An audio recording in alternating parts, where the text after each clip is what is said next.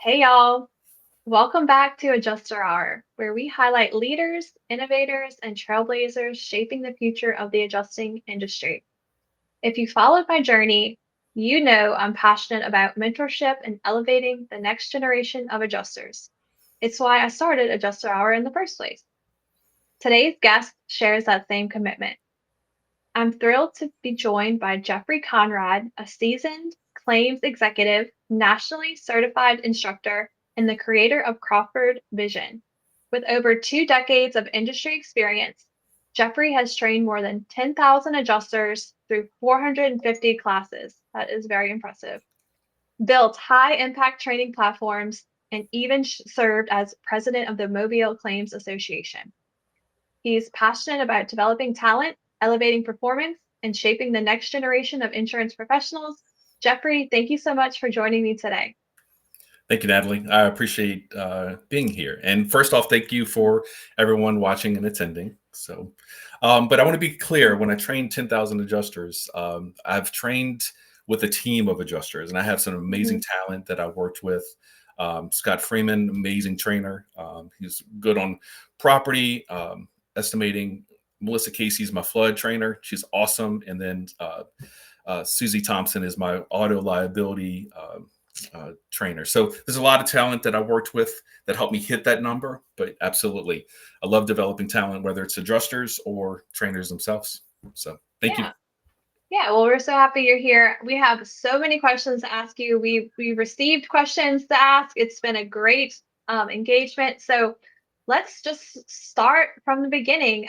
This is my absolute favorite question to ask.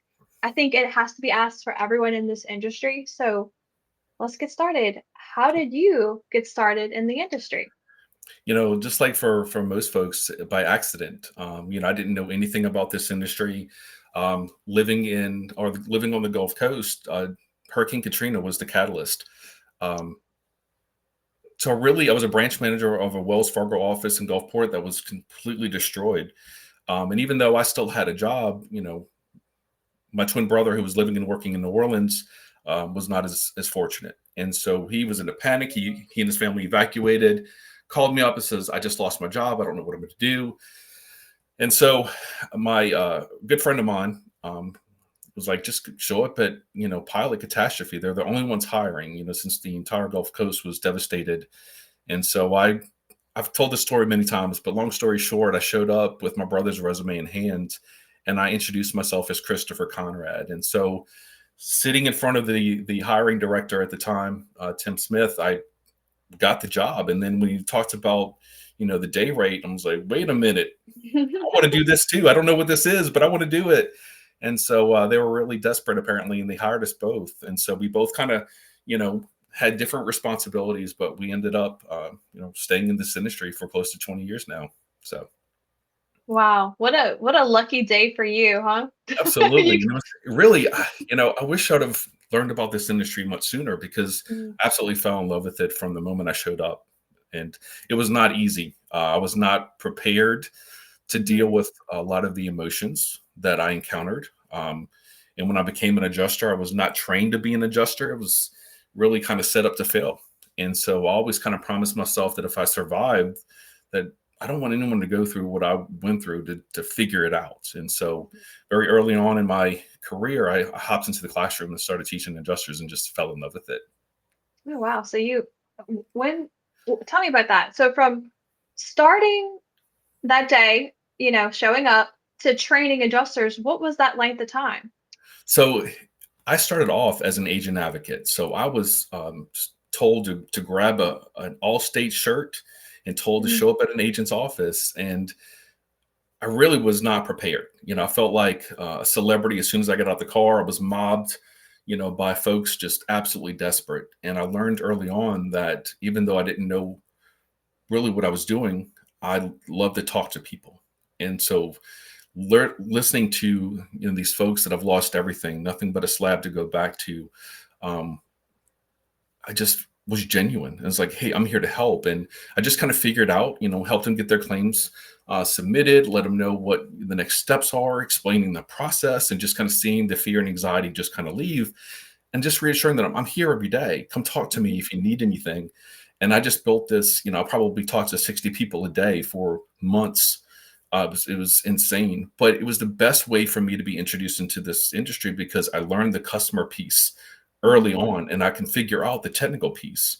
So when my position ended in that agent's office, there was an estimating class back then. It was MSB Integra Claim, and my first mentor um, taught me the program. And I went home and started writing estimates, and I'm like, I need to set myself apart. There's a lot of people that want to do this, and so made a name for myself. Ended up working claims and one of the top closers. And then kind of Allstate kind of recognized that. And in 2006, they rolled out their new estimating platform, not estimating platform, their new software program called NextGen. And they're like, who wants to learn it? Who wants to teach it? And I was one of the ones that raised their hand. So I ended up Mm. being in the classroom teaching NextGen. And then once we rolled out that new program, a couple of years later, they're like, hey, we're going to convert over to Xactimate. And I was like, Jeff, we need to teach it. And I'm like, great, what is that? And so I fell in love with Xactimate. So just, being in the classroom is where I found my passion. So, Wow. Wow. So looking back, what would you have done differently when you first started, if anything? I wouldn't change anything. I've made mistakes. I've learned from all of them, and it has molded me into the person that I am today. And so I would never go back and change my path.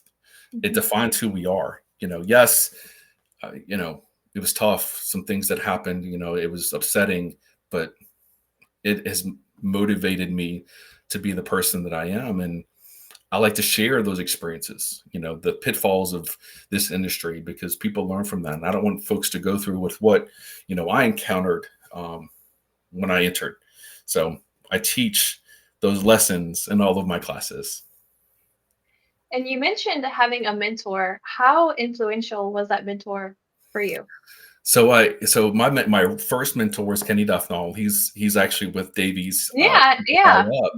And I told him, I saw him at NACA a couple years ago, and I said, hey, I don't think I've ever told you this. I said, but the first time I came to your class, he just made a super awesome impression on me. Like, hey, I want to be like that guy. What do I need to do to get to his level? Because his passion teaching this program and his way of teaching, I was like, I want to do what he does. And so he just, you know, kind of helped me get to that level. And it's also cool to see him excel in this industry and always look at what he's doing. And again, he made a huge impact early on.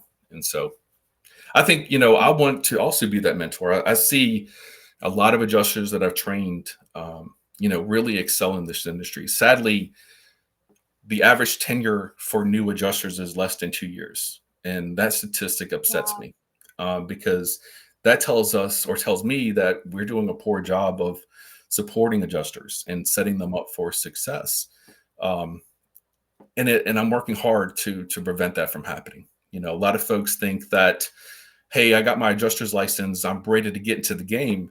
You're not ready to be in the game yet. You're fourth, fifth string.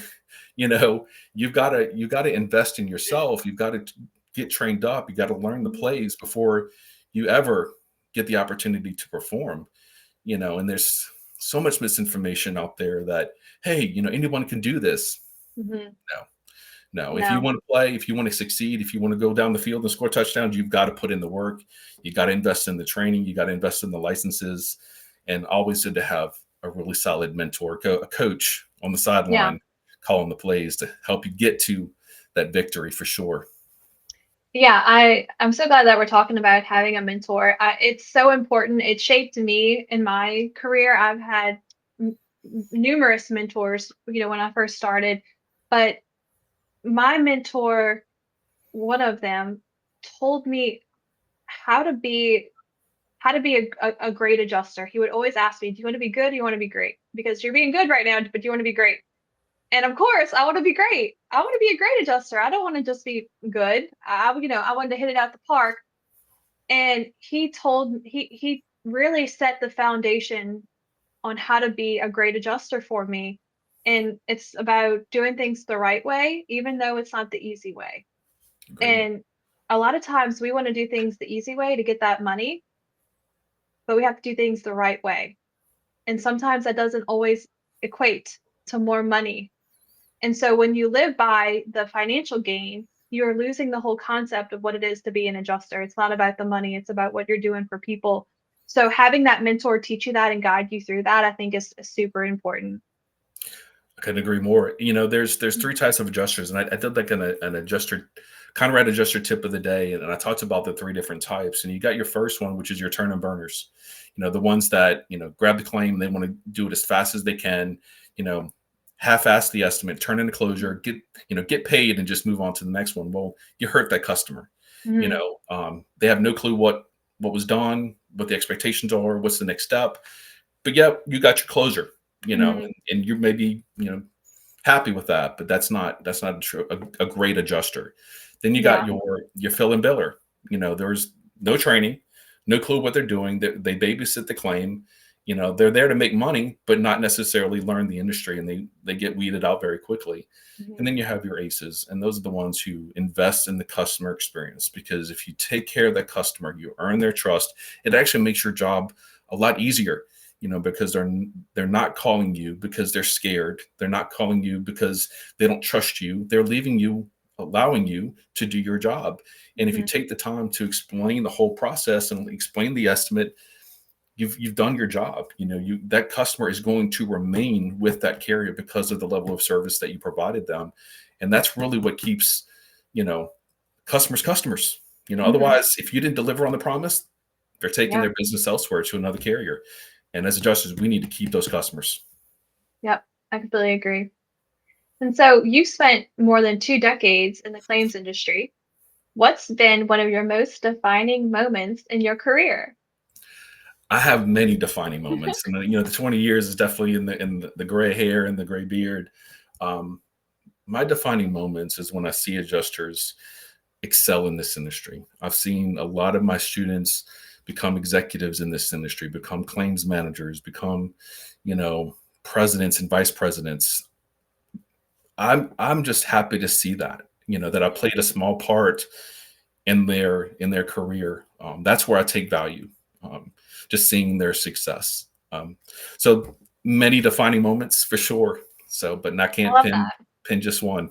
So Yeah. again, I love people.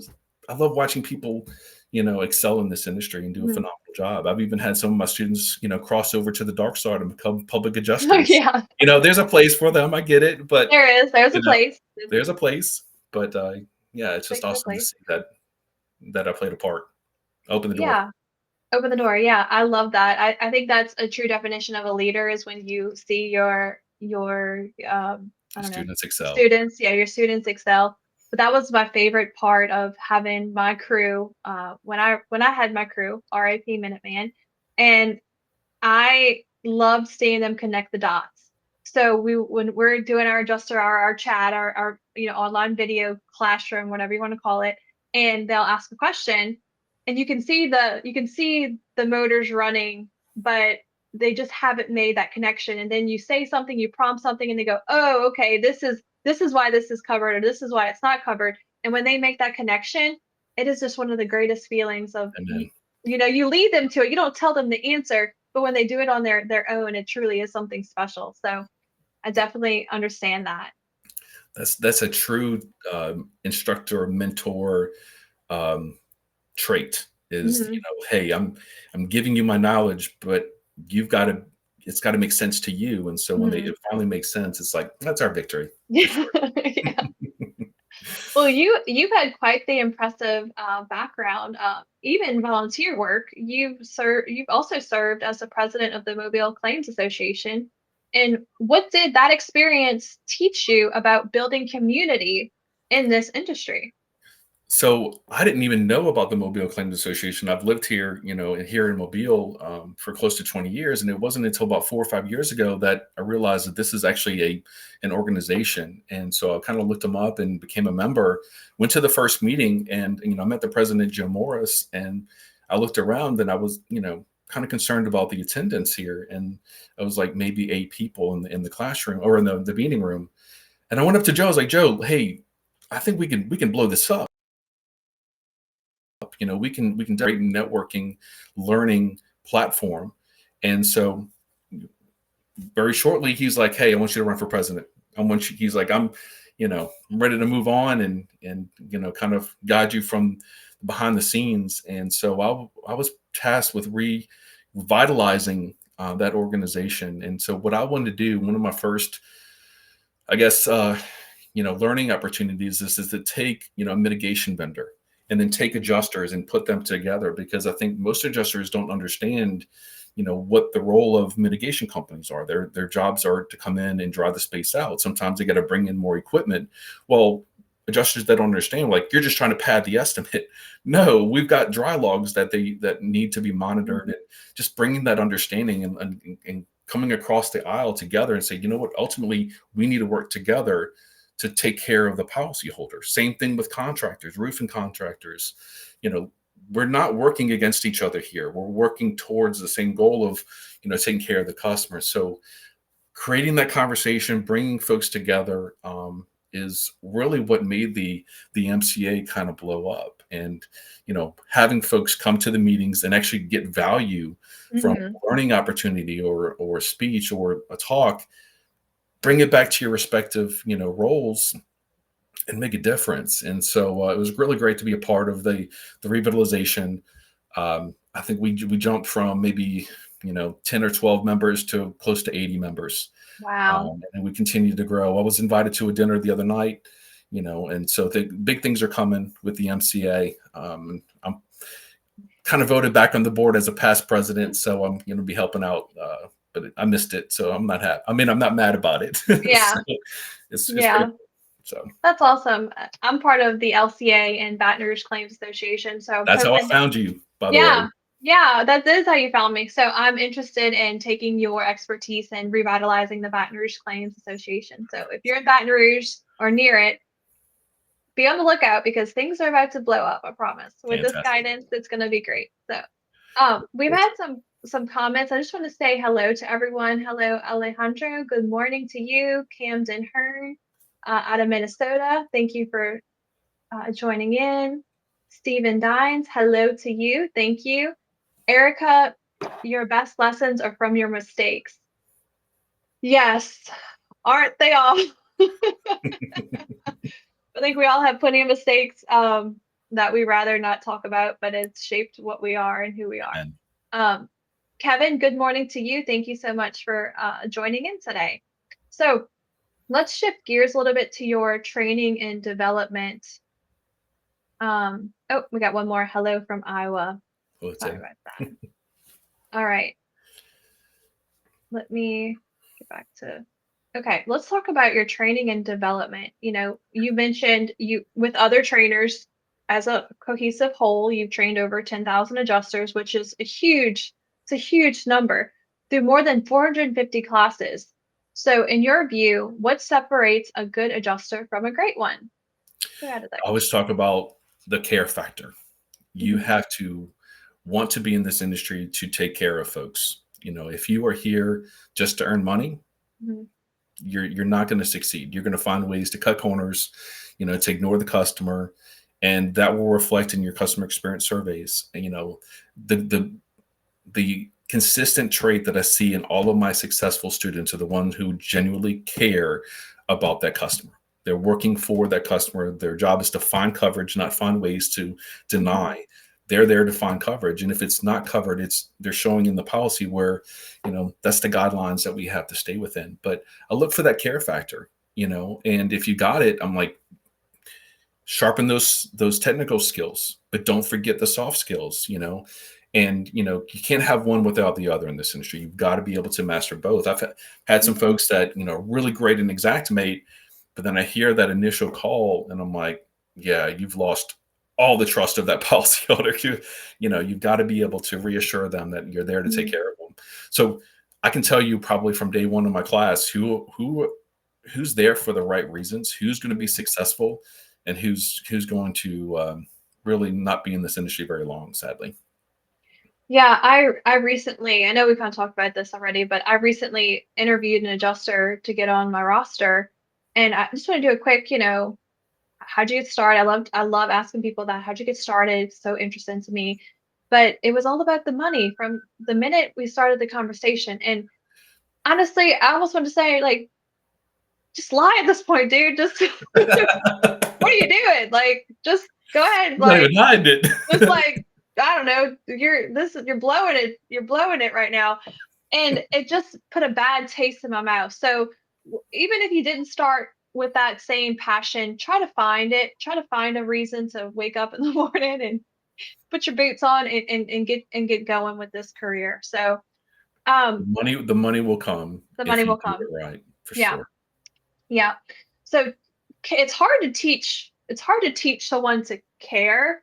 It's hard to. So I don't know if that's your favorite thing to try to teach, but what is your favorite thing to teach adjusters, and why does that part of training excite you the most? I think I think the customer experience is really what I enjoy teaching, the Mhm, human aspect.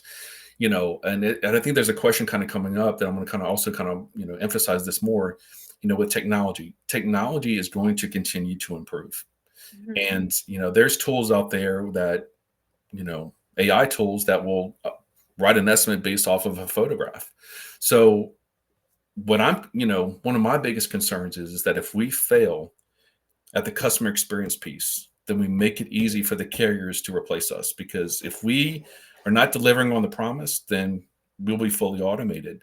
So that's where I focus on making sure that we educate the customer on their policy, their processes, reassure them I'm here to take care of you. mhm, I'm here to, find coverage. If something's not covered, it's not because I'm making the decision. I hear justice say, well, I can't pay for that. Well, now you're in an argument because now you've got a policyholder telling you or convincing you to try to change your mind. You mhm, know, the first phone call, that is your first impression. If you're not prepared, you've lost any and all trust and you just made your job 10 times harder. So it's the simple things that people are like, oh, I love customer service. And then I listen to the phone call and I'm like, maybe not. mhm, So that's the most important piece. I can teach anyone to write an estimate, but I can't teach you to, you know, mhm. care about that customer, that family, that policyholder that really is really wanting someone who they can trust and rely upon. So And you mentioned the AI doing the estimates, all that good stuff. But in my opinion, we're only as good as the tools that we use. agreed. So we can use this tool, and it can absolutely help us and improve our timelines. But what data are you inputting into these tools? Which photographs are you actually showing the complete picture? And that's what scares me, is that if we skip over the adjuster, and homeowner, send us the pictures of the damage. They're going to send you what they want you to see. Agreed. The adjuster that does the job correctly, is going to show you what needs to be seen, and always have that gut reaction, that in your gut, something's not right here at this claim. And you can't get past that with tools. It takes a real human. And not that, we're going off our gut instinct on every claim, but you get that feeling, when you show up to a house, something is not right. So tools are great to be used, and I'm all for the tools. It's just how we use them and what data that we're inputting into these tools. Full agreement there. And you know what? Let's just look at what insurance companies sell. They sell peace of mind. They Mhm. sell real. They sell genuine. If we'll see a day where you're in good hands with AI, or like a Tell us good a good neighbor, one. AI is there. Who I knows? But you know what? The driving force is like going to be that. the policyholder. Yeah. They're going to decide whether or not, hey, I want somebody here. I need Mhm. somebody to come inside my home to make sure that my biggest investment is okay. You know, Mhm. I don't I don't want to take the photographs. I'm not going to do somebody else's job. Same thing happened whenever drones were introduced in the inspections. I thought that was going to be the greatest technological advance to keep adjusters safe without having to climb these steep 2-story or higher roofs. But guess what? The entire drone um, strategy was eliminated by this carrier because the customers hated it. As soon as you didn't Mhm. replace the entire roof, I wanted somebody up on the roof. I need somebody Mhm. to come up here and make sure that that this is a valid decision.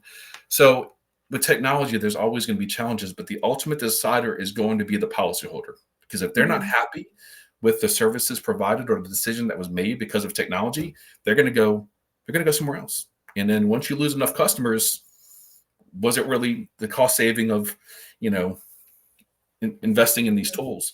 One of the things that one of the books that I'm actually reading is The Ethics of AI.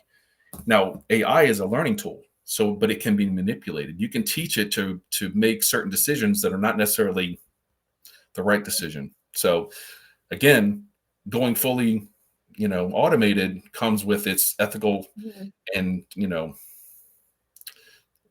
ethical Yeah, challenges for ethical sure. challenges. Yeah, I completely agree. I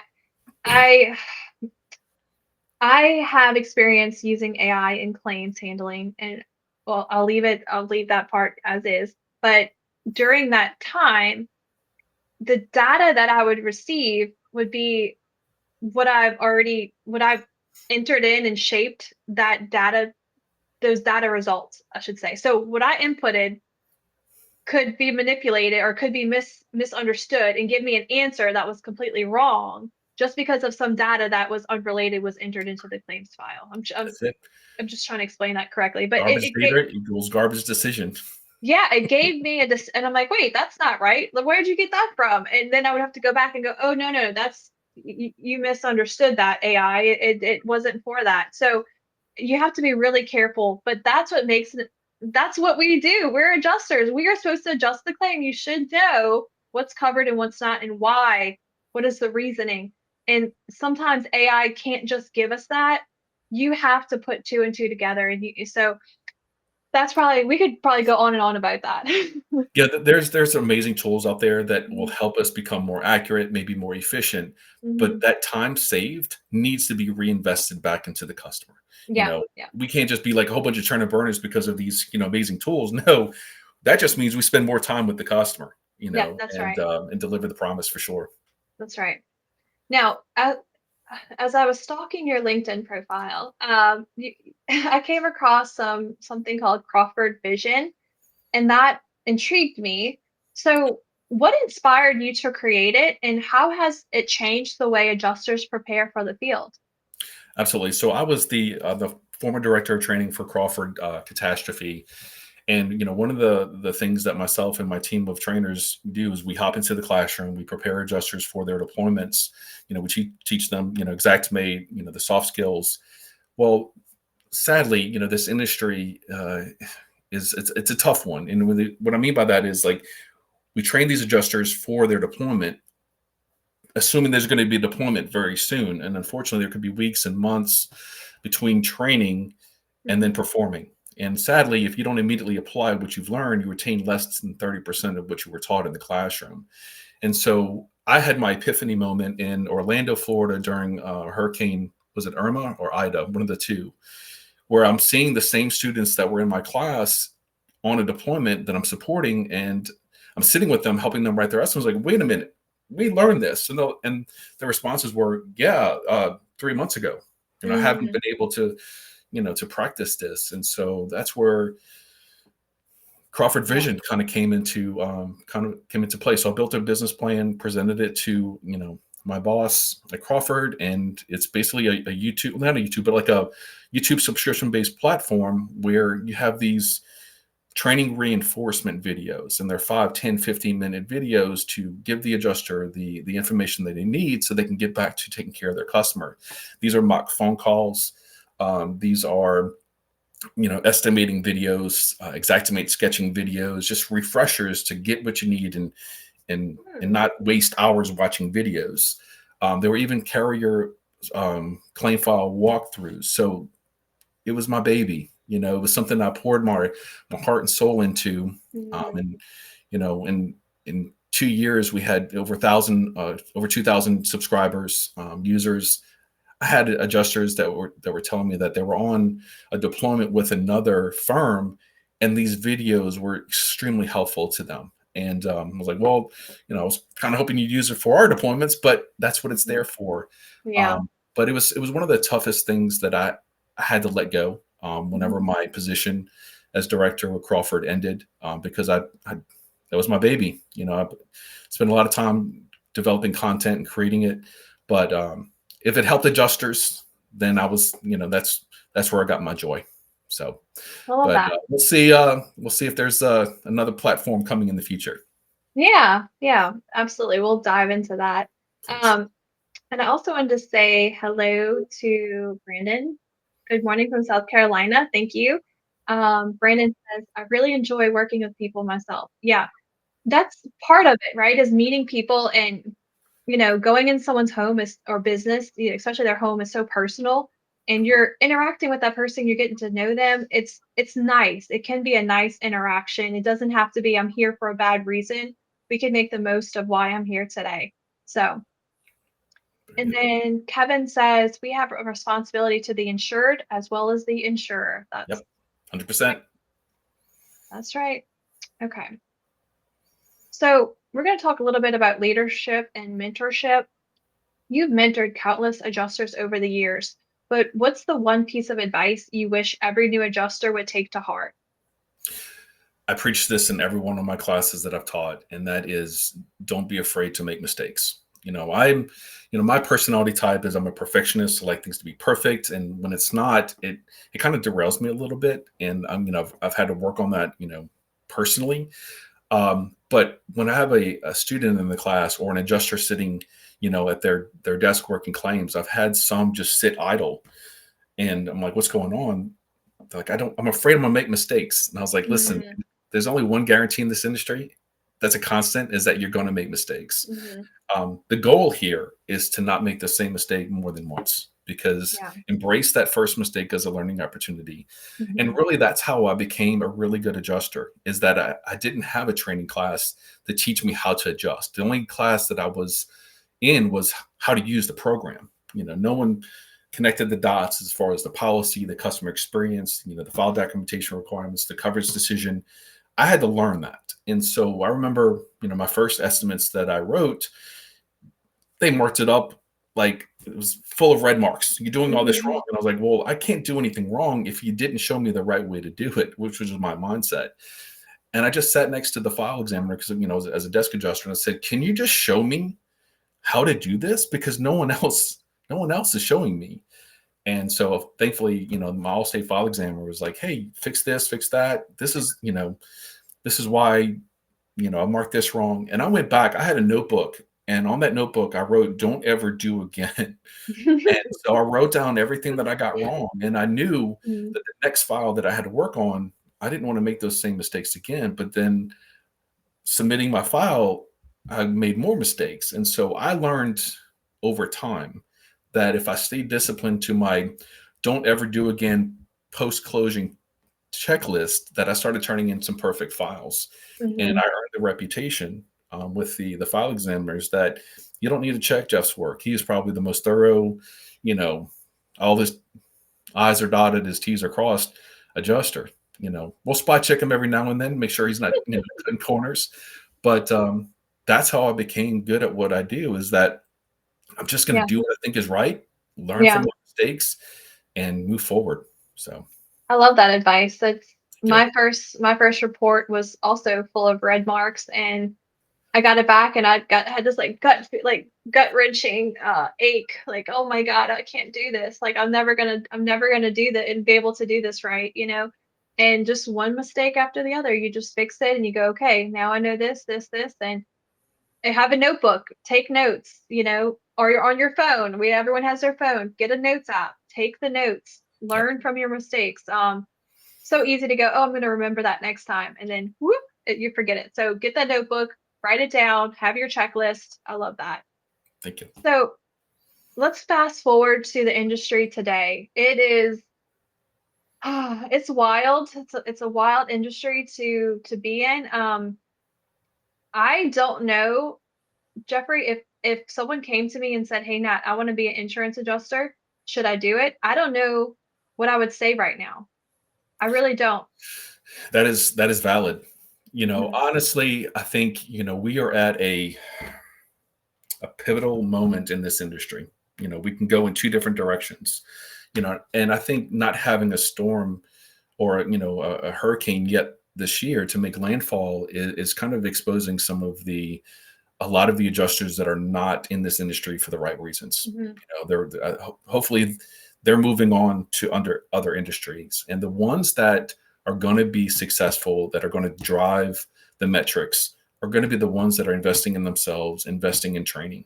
One of my biggest complaints in this industry over the 20 years is watching IA firms blindly deploy adjusters that are not trained, that have not been vetted, that just have an adjuster's license, and they're just sending them out there to fail.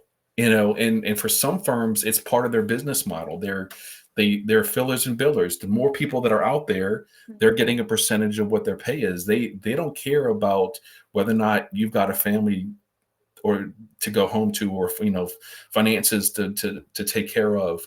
If you quit a regular job to come into this industry because you have an adjuster's license, and then you get released after 2 weeks because you don't know what you're doing, you hurt that adjuster. You hurt the policyholder who you delayed their claim for 2 weeks because you don't know how to push that claim to closure. I am angry when I see firms deploy adjusters that are not trained, because you're setting them up to fail. You're driving that customer away from that carrier because, again, why did I even go to this company? Yeah. I thought I was going to be, taken care of. The promise was not made. So I think firms, carriers need to do a better job of making sure that we have trained professionals accepting claims. And that is a responsibility of everyone. But if you're here to just deploy bodies, you might make some money, but the long-term success is going to be short. Yeah. I- It's tough It's right tough. now. I against my best judgment, I browse the Facebook groups, That's dangerous. and it's dangerous. I try to not engage. I try not to engage. I may have engaged once or twice. But the sheer amount of people that are saying, "I just got my license. What now? What Training. now? What now?" Why'd you do it? Because right now is not the time. It's like anything. Like right now, it's not a great time to buy a house. I don't know if that's still true or not. I don't know. But there was a time it's not a great time to buy a house. It's not a great time to quit your day job and become an adjuster. And honestly, I think that's just the hard truth right now. I don't think that's going to be like that. It's not going to be like that forever. It's just right now. Social media has become very toxic.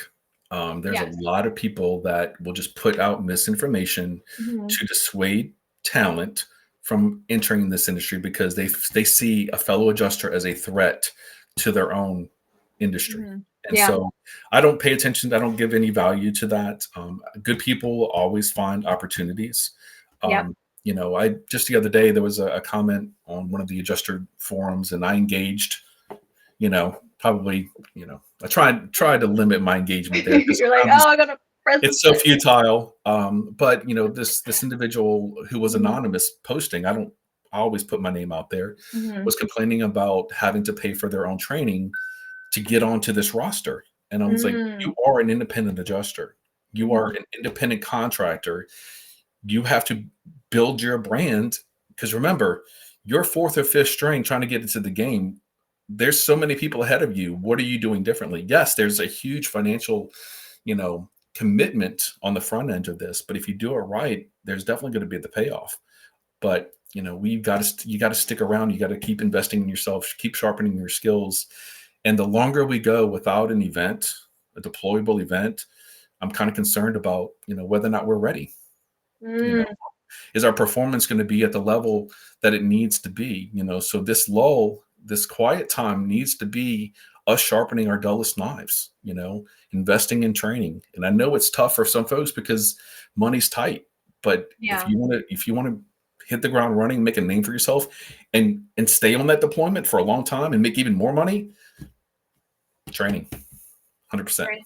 So you may have already answered this question, but let me ask it. What's the one trend you see shaping the adjusting industry over the next 5 to 10 years?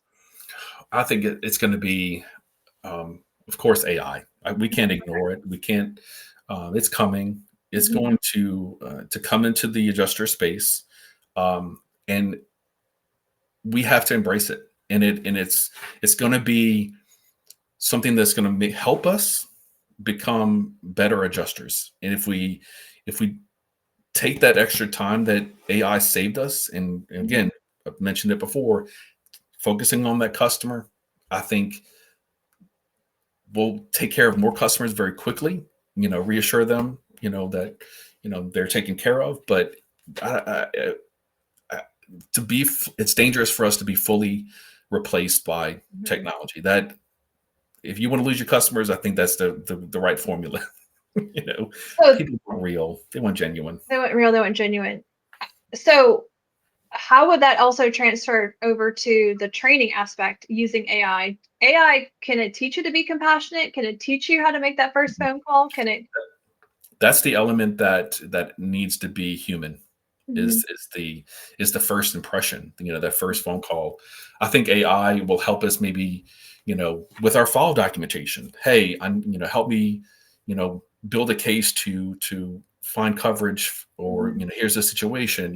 Help me with that documentation, because your file documentation supports the estimate that you write to help get the claim file closed. So, don't skip out on your file documentation is one thing that I always come to teach in my classes. But if we have a tool that helps us build, you know, Mhm. um, that documentation, that's going to help the customer. There's always, the coverage decision that,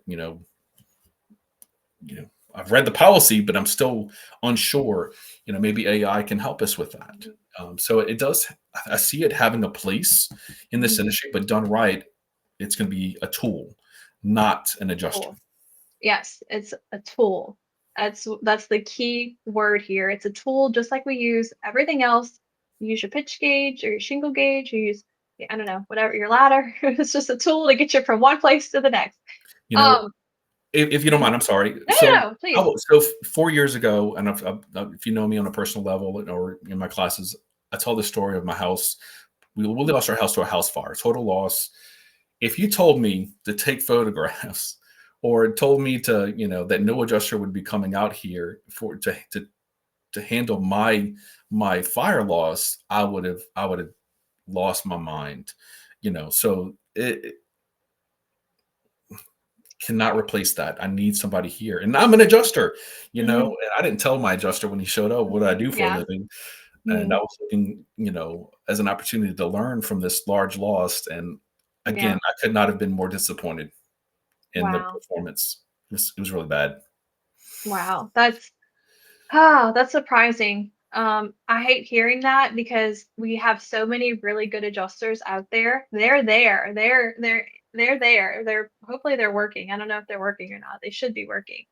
But we I'll tell a quick, the Cliff Note version of what happened. So the adjuster shows up, walks into my house. In my house, 5 minutes.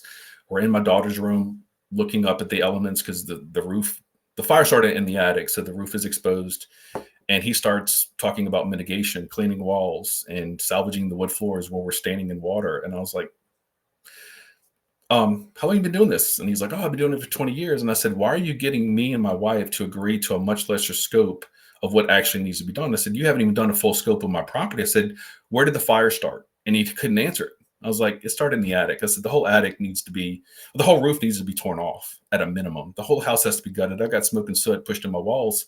I said, you're going to write a $3,500, no, excuse me, $30,000 mitigation when this is a total loss. Once you start putting, once you write the great estimate that needs to be written, Mhm. we're at policy limits easily. And he challenged me. He got my face and started screaming at me. And it wasn't until the contractor pulled him out the room and told him what I do for a living and that I knew better. And next thing you know, he ran back in my house, and we're writing what needs to be done. Oh, I hate that. I hate hearing stories like that It's a turn because burner. it's Hired by a carrier to come in. He just wanted to turn in a closure. Didn't want to spend a lot of time writing my estimate. and just because you've been doing it for a certain amount of years does not mean you've been doing it the right way. Exactly. So someone told me that. Well, I know who told me that. Actually, an ex-boyfriend of mine told me this. This a long time ago when I first started, and I was having trouble because I studied and learned as much as I was taking in all this information, and I was confident that I was learning from the best adjusters, which I did. I did. I can say that with confidence. So I would take what I learned from them. I would go to the inspection and I would say, this is what has to be done, or this is what this is what that is, blah blah. and I would get pushback from the contractor. So I would go to my contractor boyfriend who actually owned a roofing company, and I would say, "This is what they're telling me. Here's the picture. What do you think?" And he would say, "That's a blister, or that's, you're right. That's not anything." And he would tell me, just because that contractor's been doing it 20 years doesn't mean he's been doing it the right way. And when he said that in that moment, I was like, you know what? That's true. Just because you have this long list of experience doesn't mean that my experience is also invalid, and I don't know what I'm talking about. Now, granted, with experience comes knowledge, and it's hard to replace some of that experience, going to different claims and getting your variety of claims, which is another thing I want to mention. When you have a storm, you get a bunch of storm adjusters that know how to handle a hailstorm, a wind event. What about the daily claims? What about the plumbing losses? What about theft losses? Where are those adjusters at? And how are they mingling into those daily claims? I agree. Yeah. Yeah, one of my first challenges when I became director of training with Crawford was that my first event. I was there 2 weeks, and we had Winter Storm Uri. So I'm Mhm. having to teach all these adjusters that are easily or more comfortable climbing roofs than handling pipe bursts and water Mhm. losses. So a lot of my training was here. Let's write a water mitigation. Here's it's not our norm as cat adjusters, but it was a really awesome event. And um, it was Yeah. good to see these adjusters kind of pivot and go, you know what? I'm not scared of Yeah. losses anymore. Yeah, that's you're a licensed adjuster. You're not a wind hail adjuster. Well, some may actually be a wind or certified adjuster. That's fine. But as an adjuster, you need to have that variety of experience handling claims. So, One of the things that you kind of mentioned with experience, and that, I know there's a lot of firms and carriers out there like we need 2 years of experience. Well, as for a cat adjuster, let's look at the storms 2 years, that we've had in 2 years. Helene and Milton, most adjusters maybe only worked, a couple of weeks or maybe a month for those storms. But you know, as far as the adjuster resume, they're saying they have 2 years experience. Well, I think resumes need to reflect the actual deployment duration versus, hey, I've got 2 years of experience. You've held I've had folks say I've got 2 years of experience, but only because they've held the license for 2 years, but no deployment experience. So, it's the job of IA firms to vet these adjusters and go, okay, you got 2 years of experience. What was it? You what know, was who were the carrier? Who were the firms? And there's a lot of folks on social media that is encouraging adjusters to lie on their resumes to bogue up experience to grab those deployments. And I'm telling you, if you accept a deployment, we know from based on your performance whether or not you've lied we or not. know. If you want to eliminate yourself from future deployments, that's the way to do that. Mhm. Everybody knows everybody in this industry, and so Yes. people talk. And so don't earn that reputation. Mhm. Be legit. You know, I've actually had students in my class admit to taking the Xactimate Level 2 certification as a group. And you've got a level 2 certification and you are in my class and you don't have a clue on how to write an estimate. Now, Mhm. if I see somebody that has that level 2 Xactimate certification, I'm confident because you are proficient in the program. I'm going to give you that deployment and you're going to be hands off because I'm confident you've earned that. And they didn't earn it. They cheated. They And cheated. so, there's schools out there that were doing that. And so I've taken notice. That is unacceptable. It's unacceptable. Yeah, there's a lot of people doing things the wrong way, and we just have to keep pushing for the right way, which is, again, not always the easy way. So let's take a moment. We have late to the party, Josh. What up from Portland? Wow, hello. License in a ladder equals 100K a year, right? Right? That's what I learned on Facebook. My ladder hasn't Yeah, made me any money. ladder and a license. Um, Let's see. Tim says, you learn and get your feet wet with daily claims. Yes, I love a good daily claim. Daily claims are my jam. I like to focus on daily claims because they feed you year round.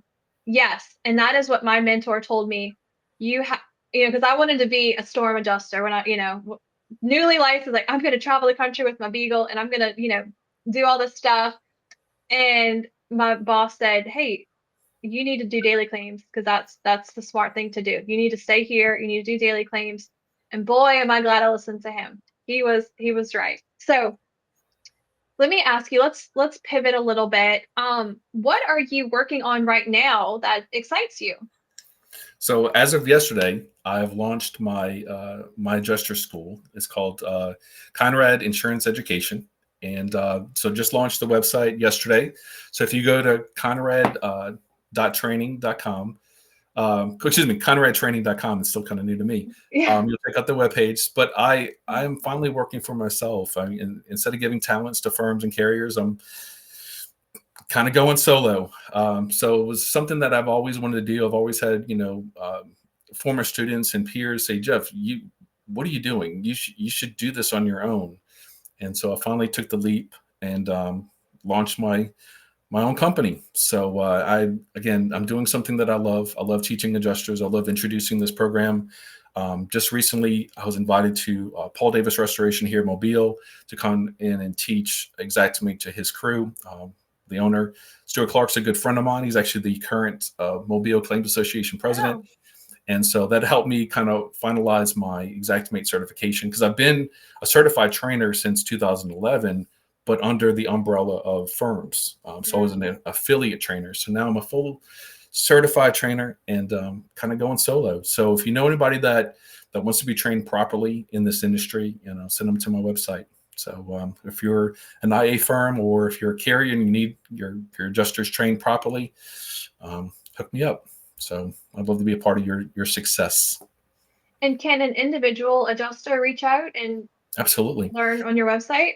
Yep. So I offer some virtual classes as well Mhm. as classrooms here in Mobile. I will be expanding out to other cities, and I'll get some future classes on the calendar. But yeah, if I get enough interest, I will travel the country and come to you. That's So awesome. keep checking the website, conradtraining.com. Are you on social media? Is there anywhere we can follow So follow you? me on LinkedIn. I Okay. do Conrad Adjuster tips of the day. So I'm always kind of sharing my knowledge. So check out a lot of my older posts. I try to stay very active on LinkedIn. Um, all of my students friend me on Facebook. I'm always happy to connect on Facebook too. So yeah, I love Awesome. sharing my knowledge and talents, and I want to do more videos. I'm kind of learning from you, Natalie, to do some videos. And my good friend Matt Allen too is like, Yeah, you need to new jump into videos. the space too. So we'll see how that goes. My biggest tip is don't overthink it, but think twice. Yes, that is Oh, that's my best advice. I could just sit here forever and just twiddle my thumbs and go, what am I gonna say today? And then I'll just think of something and I go with it. If it's appropriate, I go with it and we'll see what happens. But I want to point out something really important that you just said, that you just mentioned.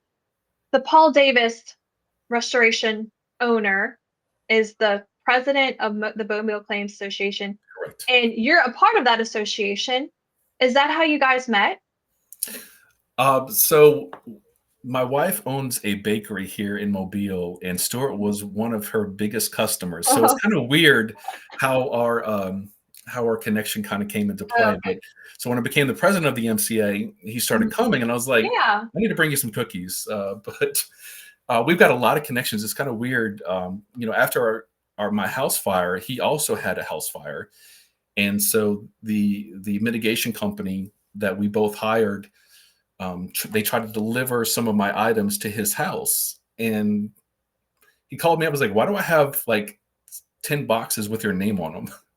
And I'm like, "Well, we had a fire too, so they're just trying to give you all Mhm. my stuff." So that's a whole other story. But we share similar life experiences. He had a bad time with that mitigation vendor, Mhm. and he started his own. So he found his why. It's like it was that bad where he's like, "I'm starting my own company and I'm gonna compete." So I'm super Wow. proud of him, and he's doing an exceptional job with Paul Davis for sure. So That's awesome. And I think it's so important. And it didn't point out the point I was trying to make, but networking and being a part of a group, you don't know who you're going to meet. And again, he asked you to do training for his crew. That is huge. So get out there and network, be a part of your local association. You never know who you're going to meet. And if they need you, just like you, I mean, that's just wonderful.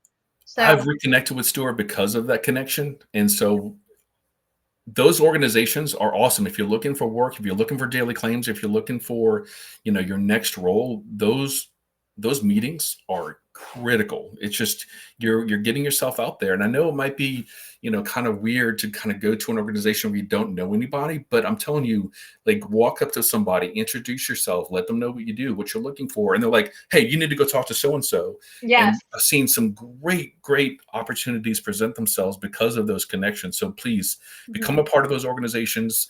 Learning, sitting in on some of the learning opportunities. I mean, I've learned some things that are not necessarily a part of my industry, but I can still take something back, Mhm. um, and adapt it to what I do, in my current role. So there's Absolutely. tremendous value there. Be a part of them. A great opening is you go up to someone, "Hey, I don't think I met you before. I'm Natalie." And it's like an instant, "Oh yeah, I haven't met you before. Nice to meet you. What do you do?" And there you go. You're in. You're in. "Oh, this is my first time here. I'm so excited to be here." Can I don't know, just it starts that conversation. So don't have that fear. Have the fear of being left out. Have that fear. Don't, you know, have that confidence in yourself that I'm doing this for my and it's an investment. It's going to feel uncomfortable at first, but that's the whole point of doing something new. Is it's not supposed to feel to you at first opportunity. It's supposed to have that weird um awkwardness because you've never done it before. So as you get into it, it gets easier, you know. And I have my And I moments. And I Mhm. challenge, the boards, whenever you see somebody that's new, go introduce yourself and say, "Hey, welcome, Yeah. appreciate you being here. Tell me about yourself," and so Yeah. breaking that ice, and that's something that I always did, and that actually helped drive membership is that if you see somebody just kind of standing around, they don't know where to go or who to talk to, I always went up to them like, "Hey, how are you Mhm. doing? I appreciate you being here." And then just Oh, kind I of love opens up that. the conversation. So no doubt. So Yeah. I'm challenge gonna do every that. member to always find the person that's just standing there and like, "Hey, come on over here. Let's include you." Yeah. Yeah. It gives you a little high school vibe when you feel left out. So Absolutely. you don't want that. But we had some more comment. I'm loving these comments. Brandon says, "Good job. Hope your new company goes well for you." Thank you. Thank you, Brandon. You're so kind. Tim has a couple thoughts. Same boat. Total Ah, loss. All the way to litigation. same. Wow. I hate that. And I'll tell you what, if you want to, reach out to me, we can talk offline. Hmm. I hate that you're going through that. It was 4 years after ours where it was finally settled. And, you know, our situation wasn't really with the carrier. I think once they learned what I do, and then they're not going to be able to, Hmm. half-ass my Yeah. estimate. Ours was with the contractor who did all the electrical incorrectly. And, you know, it was after Hmm. that investigation that we realized that there was liability involved. And it took 4 years to successfully uh, litigate that case. So my heart and prayers go out to you, Tim. It's going to be a tough road for sure. So hopefully it works out in your favor. Yeah. Absolutely. So let's end this with a question. I don't know. We'll see what your answer is. If you weren't in insurance, what career would you see yourself in? I've always seen myself as a teacher, whether it's Mm.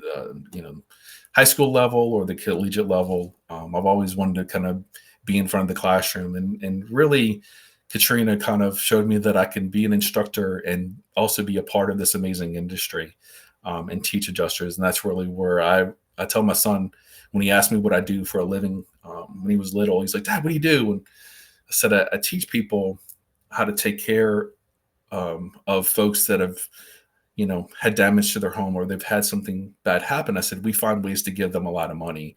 And I just remember him looking up to me and go like, that sounds like the coolest job ever. And I'm like, because it really is. So again, what I teach makes a difference in people's lives. And so I'm just glad to be a part of that. That's awesome. I can absolutely see you being a teacher. No matter what career you're in, you're going to be teaching in some capacity. So that's Thank you. wonderful. You felt your calling. And Jeffrey, thank you so much for sharing your insight and experience with us today. I love how your passion for training and mentorship mirrors my own journey from my early days after Katrina to where I am now. I've seen firsthand how the right guidance can change a career into life. So, to everyone watching, Thank you for tuning into Adjuster Hour. If you found today's episode inspiring, be sure to follow for future interviews and share this with someone who's looking to grow in their adjusting career. Until next time, keep learning, keep growing, and as always, stay connected. All right. Thank you guys. See you next time. Thank you, Natalie. You're awesome. Appreciate you.